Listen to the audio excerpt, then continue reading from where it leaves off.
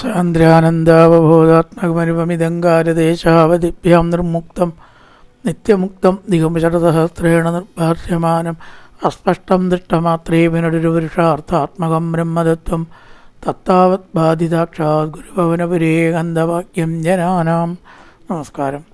സനാതനധർമ്മ സംഹിതകളിലെ വിജ്ഞാനശകലങ്ങൾ പങ്കുവയ്ക്കാനായുള്ള നാദശ്രീ ശകലനിലെ മറ്റൊരു ഭാഗത്തിലേക്ക് എല്ലാവർക്കും സ്വാഗതം. പ്രിയരെ, ചാനൽ സബ്സ്ക്രൈബ് ചെയ്യാനും ലൈക്ക് ചെയ്യാനും ഓർമ്മപ്പെടുത്തിക്കൊള്ളുന്നു. ശ്രീമദ് നാരായണീയത്തിൽ 60-ാം ദശകത്തിൽ 6 ശ്ലോകമാണ് പറഞ്ഞു വെച്ചത്. ഇഹ താപതുപേത്യ നീയതാം വസനം വസ്തുദൃശോ യഥായഥം ഇതി നർമ്മമൃദുസ്മിതേ ത്വയി പ്രവതി വ്യാമുമുഹേ വധൂജനേഹി. വധൂജനി ഗോപികൾ. അല്ല, നിങ്ങൾക്ക് വസ്ത്രമാണോ വേണ്ടതെങ്കിൽ വന്നോളൂ. എല്ലാവരും വന്ന് നിങ്ങളുടെ വസ്ത്രം എനിക്കെങ്ങനെ ആരുടെയാണെന്നറിയാം, ഞാൻ ഒന്നിച്ചെടുത്തതാണ്, അപ്പോൾ അത് നിങ്ങൾ തന്നെ വേണം നോക്കി ഇന്നയാളുടെ വസ്ത്രം എന്നതെന്നും പറഞ്ഞ് സ്വീകരിക്കാൻ. അവർക്കാണെച്ചാൽ വെള്ളത്തിൽ നിന്ന് കയറാൻ പറ്റിയണം, വസ്ത്രമില്ലാണ്ട് അവർ നിൽക്കണം. ഇപ്പം എന്തേ ഭഗവാൻ ഇങ്ങനെ ചെയ്യാൻ കാരണം? വസ്ത്രമില്ലാതെ വെള്ളത്തിൽ ഇറങ്ങുന്നത് വെള്ളത്തിനെ അപമാനിക്കുകയാണെന്നാണ്, തെറ്റാണ്. അപ്പോൾ സ്ത്രീകൾ പറഞ്ഞു, ഐ ജീവ ചിരങ്കിശോരന തവദാസീരവശീകരോഷിക്കും പതിശാംബരമംബുജേക്ഷണേത്യുദിതത്വം മിതമേവ ദത്തവാൻ. അല്ലയോ ഭഗവാനെ, കിശോര ഉണ്ണി, നീ ജീവിക്കൂ, ദീർഘായുസ് നിനക്ക് ഭഗവാൻ നൽകട്ടെ, നന്നായിരിക്കൂ. അവർക്ക് ഒട്ടും ഭഗവാനോട് കോപം വന്നില്ല. ഗോപിക്ക് എങ്ങനെ ഇഷ്ടമുള്ള ആളോട് കോപം ഉണ്ടാവുമോ? ഐ ജീവ ചിരം കിശോര, ഹേ കിശോര ത്വം ചിരം ജീവ. അല്ലയോ ഉണ്ണി കുട്ടി, നിനക്ക് നല്ലത് വരട്ടെ, ദീർഘായുസ് ഉണ്ടാവട്ടെ എന്നർത്ഥം. എന്തിനാണ് അങ്ങയുടെ ദാസികളായ ഞങ്ങൾ എന്തും തയ്യാറായിട്ട് അങ്ങേക്ക് പണയം വെച്ച പോലെയല്ലേ? ഒരു തെറ്റ് അങ്ങേക്ക് ചെയ്തിട്ടില്ല എന്ന് മാത്രമല്ല, എന്തങ്ങ് പറഞ്ഞോ ഇപ്പോൾ ഞങ്ങളതനുസരിക്കും ആ ഒരു അവസ്ഥയിലാണ്. അങ്ങയുടെ ദാസ്യമാണ് ഞങ്ങളുടെ ജീവിത വ്രതം. അങ്ങനത്തെ ഞങ്ങളെ ഉപദ്രവിക്കുക, ബുദ്ധിമുട്ടിക്കുക, വേദനിപ്പിക്കുക ശരിയാണോ? തവദാസി കിം ആവശീകരോഷി, എന്തിനാ ഞങ്ങളെ ഇങ്ങനെ ബുദ്ധിമുട്ടിക്കണു? കുറച്ച് നേരം കൂടി നേരം വിളിച്ചാൽ ഈ വസ്ത്രമില്ലാണ്ട് ഇതിൽ നിന്നാൽ ഞങ്ങൾ കഷ്ടത്തിലാവില്ലേ? ഞങ്ങൾ സ്ത്രീകളല്ലേ, അതുകൊണ്ട് ഞങ്ങൾക്ക് വലിയ ബുദ്ധിമുട്ടാണ് അങ്ങ് ഇപ്പോൾ ചെയ്യുന്നത്. വസ്ത്രമില്ലാണ്ട് ഒരു സ്ത്രീയല്ലേ പാഞ്ചാലി വസ്ത്രാക്ഷേപം ചെയ്ത് എത്ര വലിയ പാപ ചെയ്തത്? ഒരു സ്ത്രീയെ സംബന്ധിച്ച് പുരുഷന്മാർക്കുള്ളതിനേക്കാളും അതിൽ കഷ്ടാവസ്ഥയുണ്ട്. അതുകൊണ്ട് ദയവ് ചെയ്ത് ആവശീത്വം കിം ആവശീകരോഷി, ഞങ്ങളെ എന്തിനിങ്ങനെ ബുദ്ധിമുട്ടിക്കുന്നു എന്ന് ഞങ്ങൾക്ക് മനസ്സിലാവണില്ല. പ്രതിശാംബരമംബുജേക്ഷണേതി ഉദിതത്വം.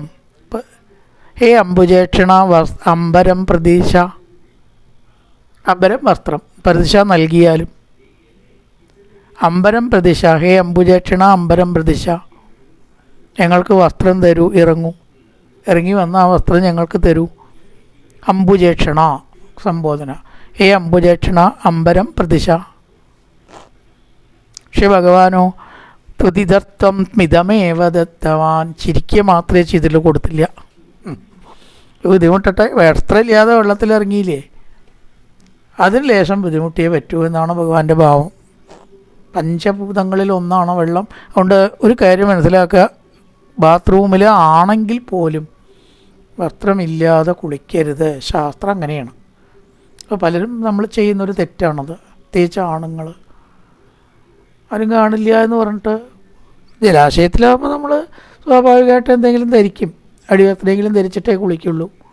അപ്പോൾ അതുകൊണ്ട് ചില വീരന്മാരട്ടോ വസ്ത്രമില്ലാണ്ട് പുഴയിലും ഒക്കെ വലിയ തെറ്റാണ് എന്നാണ് ശാസ്ത്രം. ഒരിക്കലും ചെയ്യാൻ പാടില്ല. കുളിമുറിയിലടക്കം എന്തെങ്കിലും ഒന്ന് ധരിക്കും, അത് തോർത്തുണ്ടെങ്കിലും എടുത്തിട്ടേ കുളിക്കാൻ പാടും. ഒന്നുമില്ലാണ്ട് നഗ്നനായിട്ട് കുളിക്കുന്നത് വലിയ പാപമാണ്. വലിയ സാമ്പത്തിക ബുദ്ധിമുട്ടും ദാരിദ്ര്യവും ഉണ്ടാവും എന്നാണ് ചിലർ പറയുക. എന്താ അറിയില്ല, അതൊക്കെ ഇപ്പോൾ ഓരോന്ന് പറയാന്നേ ഉള്ളൂ. എന്ത് പറഞ്ഞാലെങ്കിലും കേൾക്കട്ടെ വെച്ചിട്ടാണ്. ശാസ്ത്രീയ വശം ഉണ്ടാവും അതിന്. അതിരുഹ്യതടം കൃതാഞ്ജലി പരിശുദ്ധ സ്വഗതിർ നിരീക്ഷ്യത വസനാനി അഖില വസനാന്യഖില വസനാനി പ്ലൂരലാണ്. വസനാന്യഖിലാന്യനുഗ്രഹം പുനരേവങ്കിരമപ്യതാമുദ. ഇവിടെ വന്ന് നിങ്ങൾ മേടിക്കണം എന്നാണ് ഭഗവാന്റെ ഭാവം. ചിരിച്ചതേ ഉള്ളൂ. ആ ചിരിയിൽ എന്തടങ്ങിയിരിക്കണം, ഇവിടെ വന്നാൽ തരാം എന്നാണ്. അത് മനസ്സിലാക്കിയിട്ട് അവരെല്ലാവരും കയറി ഭഗവാനോട് വസ്ത്രം മേടിച്ചു. അതിരുഹ്യതടം കൃതാഞ്ജലി, കൈ കൂപ്പും ചെയ്തു. ഭഗവാനാണല്ലോ. കൈ കൂപ്പി പരിശുദ്ധ സ്വഗതിർ നിരീക്ഷ്യത, പരിശുദ്ധകളായിട്ടുള്ളവരെ നോക്കിയിട്ട് ഭഗവാൻ എന്ത് ചെയ്തു? വസനാന്യഖിലാന്യനുഗ്രഹം, എല്ലാ വസ്ത്രങ്ങളും കൊടുത്തു. ഭഗവാനിപ്പോൾ എന്തിനാ അത്? വസനാനി അഖിലാന്യനുഗ്രഹം പുനരേവം ഗിരമപ്യതാമുദ, താഴെ പറയാൻ പോകുന്ന വാക്കുകളും പറഞ്ഞു. വസ്ത്രം കൊടുത്തപ്പോൾ ഒന്നും കൂടി പറഞ്ഞിട്ടാണ് കൊടുത്തത്. വസനാന്യ അഖിലാനി അനുഗ്രഹം പുനരേവം ഗിരം, ഗിരം വാക്ക്, പറയാൻ പോകുന്ന വാക്ക് പറഞ്ഞു. ഇപ്പം ഇവിടെ നമുക്കൊരു സംശയം ഉണ്ടാവും, അങ്ങനെ ഒരു ലീല ഭഗവാൻ ചെയ്യാൻ പാടുമോ? ഒരു ഒന്നാമത് വസ്ത്രം ഇല്ലാതെ വെള്ളത്തിലിറങ്ങി കുളിക്കുക എന്നത് തെറ്റാണ് എന്ന് എല്ലാവർക്കും ബോധ്യം ഉണ്ടാവാൻ ലീലയിൽ കൂടെ ധരിപ്പിച്ചതാവാം. രണ്ടാമത് പല തത്വങ്ങളുണ്ട്. ഈ ഗോപികളെ ഭഗവാൻ എങ്ങനെ അനുഗ്രഹിച്ചു? ഒരു വലിയ അനുഗ്രഹമാണ് രാസക്രീഡ. തന്നോട് ചേർക്കുകയാണ്. കാരണം ബ്രഹ്മശങ്കര മുഖാനപീഖ എന്ന് രാസക്രീഡ അവസാനത്തെ ശ്ലോകത്തിലെ അവസാനമായിട്ട് പറയണം. അവസാനത്തെ ദശകത്തിലെ അവസാനത്തെ ശ്ലോകം. ബ്രഹ്മാവും ശിവനും കൂടി ഈ രാസക്രീഡയിലെ ഗോപികൾക്ക് താഴെ ഭഗവാൻ സ്ഥാനം കൊടുത്തത്. ബ്രഹ്മാവും ശിവനും ഗോപത്രികളാണ് മീതെ. ബ്രഹ്മശങ്കര മുഖാനപീഹ പശുപാങ്കനാസു ബഹുമാനയൻ. അത് ഒരു സാധാരണ ഇടയച്ചെറുക്കൻ ചെയ്യുന്ന കാര്യമാണ് എന്ന് ധരിക്കേണ്ട, ഒരിക്കലുമല്ല.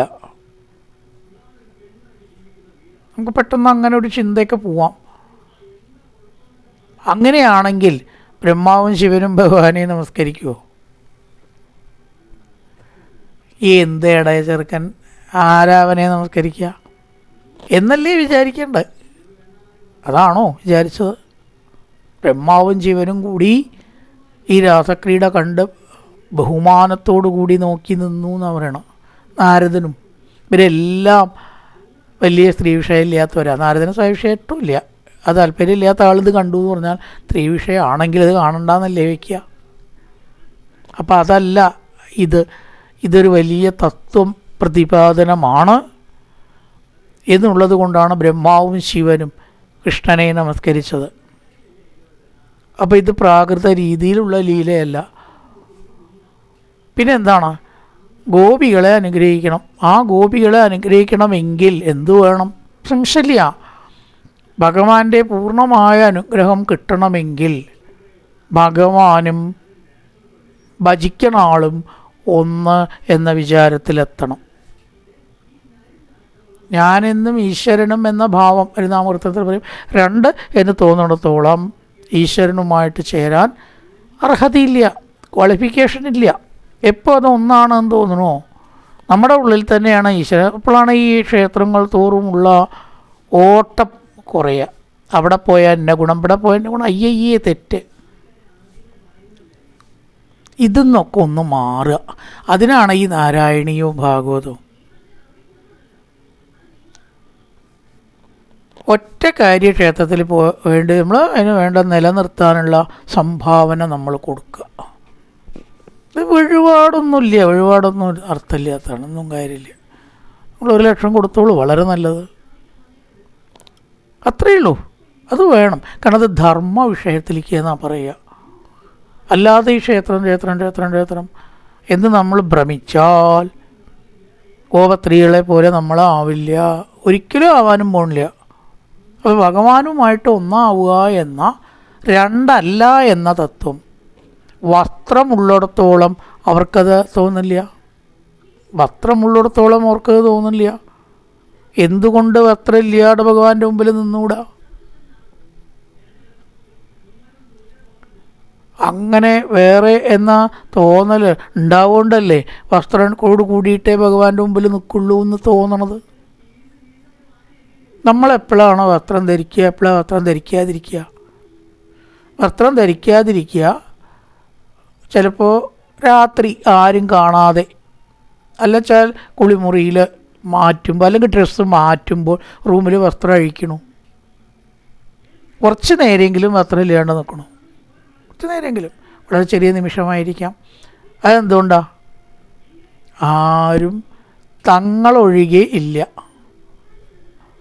ഒരു വീട്ടിൽ തന്നെയായാൽ മുമ്പിലത്തെ വാതിലടച്ചാൽ മതി, ഒരേ ഹാളിൽ നിന്നിട്ട് വസ്ത്രം മാറാം. പക്ഷെ ആൾക്കാരുണ്ടാകുമ്പോൾ നമ്മൾ ഹാളിൽ വസ്ത്രം മാറാറുണ്ടോ?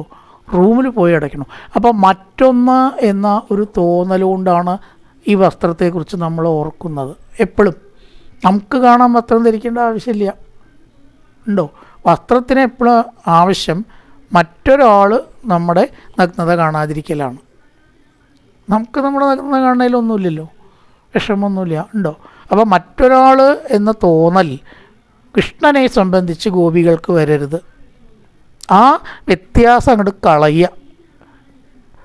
അത് പോയപ്പോഴോ, ആ വ്യത്യാസം പോയപ്പോൾ ഭഗവാന്റെ മുമ്പിൽ വസ്ത്രമില്ലാതെ അവർ നിന്നു. ആദ്യമോ അവർ നിന്നില്ല. അപ്പോൾ അവർക്ക് മുഴുവൻ ഭഗവാൻ വേറെ എന്ന തോന്നൽ പോയിട്ടില്ല. അതുകൊണ്ടാണ് വസ്ത്രമില്ലാണ്ട് കയറി വന്ന് വസ്ത്രം വാങ്ങാൻ സാധിക്കാഞ്ഞത്. പക്ഷെ പിന്നീടോ അവരെല്ലാവരും വാങ്ങി. വസനാന്യഖിലാനി, എല്ലാ വസ്ത്രങ്ങളെയും വാങ്ങി. വസ്ത്രമില്ലാതെ ഭഗവാന്റെ മുമ്പിലേക്ക് പോകാൻ അവർക്ക് വിഷമമുണ്ടായില്ല. കാരണം ഭഗവാൻ തങ്ങളിൽ നിന്ന് അന്യമല്ല. പിന്നെ എന്ത് വസ്ത്രത്തിന് പ്രസക്തി? കാരണം ഈ ദിഗംബരന്മാർ, വസ്ത്രമില്ലാത്തവരൊക്കെ ഉണ്ട് പലരും. അത് ആത്മജ്ഞാനത്തിൻ്റെ അങ്ങേ അറ്റത്തെ ഒരു ഘട്ടമാണ്. വസ്ത്രത്തിൻ്റെ ആവശ്യം അവർക്കില്ല. തന്നിൽ നിന്ന് അന്യമായിട്ട് ആരെയും കാണുന്നില്ല. എന്നാലല്ലേ അപ്പോൾ അവിടേക്ക് എത്തിക്കൽ അങ്ങേ അറ്റത്തെ അദ്വൈത തത്വമാണ് ഇത്. ഇതിനെ കൊണ്ടുപോയിട്ടാണ് നമ്മൾ പ്രാകൃത ലീലയായിട്ട് കാണുന്നത്. ഇനി എന്താ ഭഗവാൻ പറഞ്ഞത്? അത് അടുത്ത ശ്ലോകത്തിൽ പറയണു. ശുഭദിനാശംസകളോടുകൂടി അവസാനിപ്പിക്കുന്നു. നമസ്കാരം.